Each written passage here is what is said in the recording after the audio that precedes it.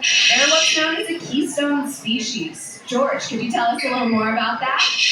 Absolutely. So a keystone species is a species or a type of organism that really has a larger impact than you would think just from considering what that animal is doing.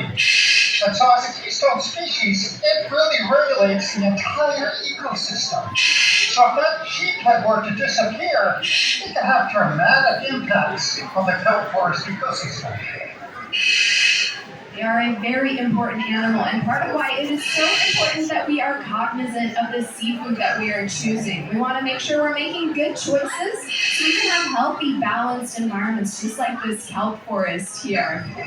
Now, George, I want to point out we've got some senoritas schooling up above your head, and these are another amazing fish, which did a very special job out in the kelp forest as a cleaner fish. Would you elaborate on that? Sure, senoritas are really lovely fish, and they're the little brown cigar-shaped fish with a little black band on the tail. And they're responsible for cleaning up other fish. And so they can actually set up cleaning stations, and other fish will come in and have things picked off of them just to keep them nice and healthy. Senoritas are also fun because I get a lot of questions about whether or not fish sleep. And senoritas definitely sleep. But when they sleep, they like to go down into the sand and sort of cover themselves up a little bit just to protect them while they're taking their little nap. Absolutely, and they like to sleep in mucus cocoons. It's almost like a sleeping bag for them. They find it very comfortable. Oh, we got a leopard shark up in the front there. Awesome.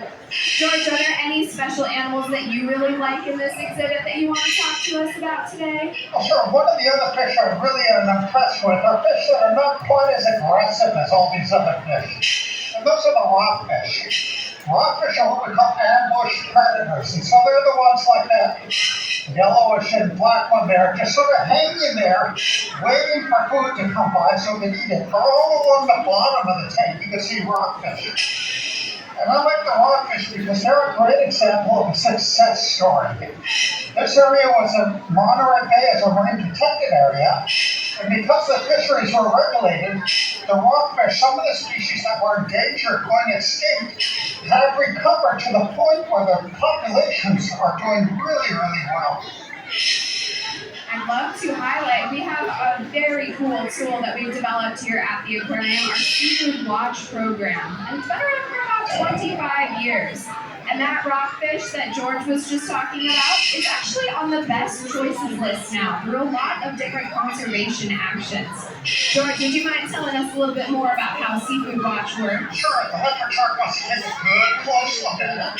But I will say that all the things I'm feeding the fish in this tank are on the green list. In fact, the seafood that we're feeding the animals in this aquarium is just such high quality, it's amazing. But this is a really simple system, green, yellow, and red. Green means go. If you like seafood and you want to eat something on the green list, enjoy. If you like seafood and you like something on the yellow or the red list, these are things we just want you to be aware of because populations might be in a little bit more danger. So, we're not saying you can't eat it. Just be aware that when you do eat it, you might be having a larger impact on those populations. Exactly. Do we have any seafood fans out in the audience today? Don't be shy. Give a shout. Amazing. All of our animals in this exhibit and our other exhibits are eating seafood, so we should feel welcome to do so as well. So if anyone is interested in picking up one of these Seafood Watch guides, I'll have them up here with me after the program. Now, George, as we're getting closer to the end of that bucket, I want to ask you, do you have any final things you want to share with your fans now that you're a celebrity? Well, thank you, Stephanie. I will say that as a scuba diver, you should never dive alone. And so I have a dive buddy upstairs, James, who is actually going to help me out by feeding some of the smaller fish up near the surface. A lot of people will ask about the fish in here and ask if they eat each other. And it doesn't happen very often, but once in a while it does. And so the little fish you see up near the surface, the anchovies, they don't like to come down here while I'm feeding the bigger fish.